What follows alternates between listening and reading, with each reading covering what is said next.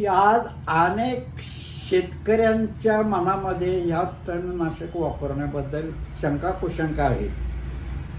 ही तणनाशकं जर तणाला मारत असतील तर ती जमिनीची सुपीकता वाढवणारे सूक्ष्मजीवाणू सुद्धा मारून टाकतील. जमिनीमध्ये हे विषारी पदार्थ आहेत, त्याच्यामुळे तण मारतात. मग जमिनीमध्ये विष निर्माण होईल. ते पिकात शिरलं तर ते त्या अन्नधान्यात जाईल. त्या अन्नधान्यात गेलं तर आपल्या शरीरात जाईल आणि आपलंही आरोग्य विस्कटून जाईल, बिघडून जाईल.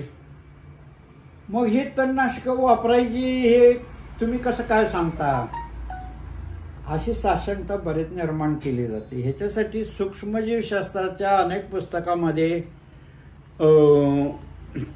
तणाचे किंवा रासायनिक खताचे अवशेष कसे नष्ट होतात याची सविस्तर माहिती ह्या सूक्ष्मजीवशास्त्राच्या पुस्तकामध्ये दिलेली आहे.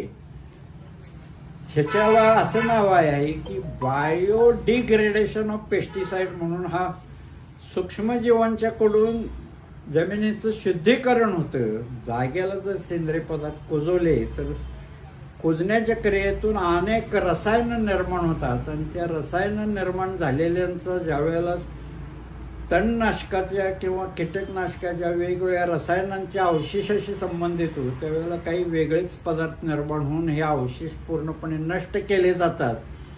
आता आणखी एक उदाहरण मी देतो.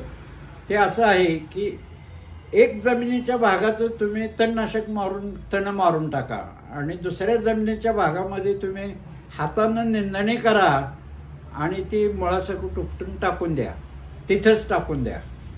आता तिथे टाकून गेल्यानंतर पाऊस पडला तर ह्या दोन्ही तणांना ओलावं लागेल आणि त्या ठिकाणी कुजण्याची क्रिया चालू करणारे सूक्ष्मजीव ते तण खातील पहिल्यांदा.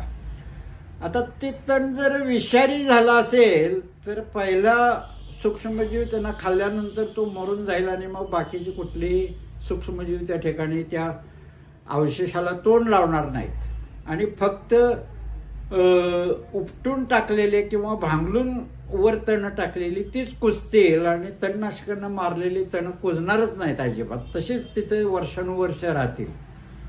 वास्तवामध्ये जमिनीमध्ये आपण जर निरीक्षण केलं तर दोन्ही प्रकारची औषध मारलेली आणि उपटून टाकलेली तण एकाच वेळी व्यवस्थित कुजून जातात. दोन्हीमधनंही जमिनीच्या सुपीकतेमध्ये खूप मोठ्या प्रमाणावर वाढ होती आणि मग तणनाशक वापरल्यामुळं काहीही जमिनीवर वाईट परिणाम होत नाही असं आपण म्हणताना मी फक्त एक गोष्ट आपल्याला सांगतो की एका बाजूला तडजोड म्हणून आपल्याला हे विषारी पदार्थ स्वीकारावे लागणार आहेत, पण फक्त तडजोड म्हणून स्वीकारायचे नाहीत.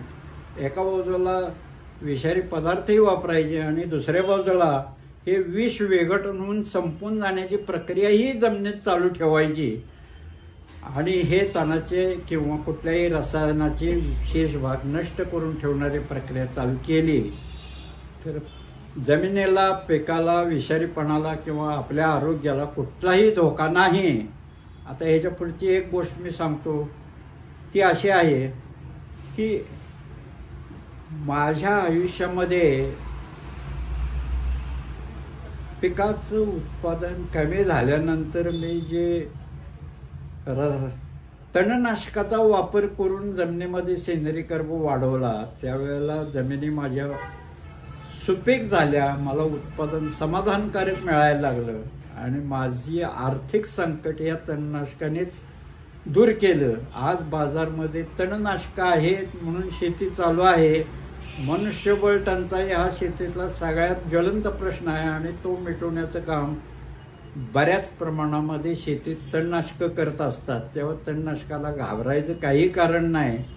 तणनाशकाचे किंवा कुठल्याही याची शेषभाग करण्याची कुजण्याची क्रिया जागेला करा. या शेषभागाची भीती डोक्यातनं काढून टाका. इथं आपण हा भाग थांबवूया.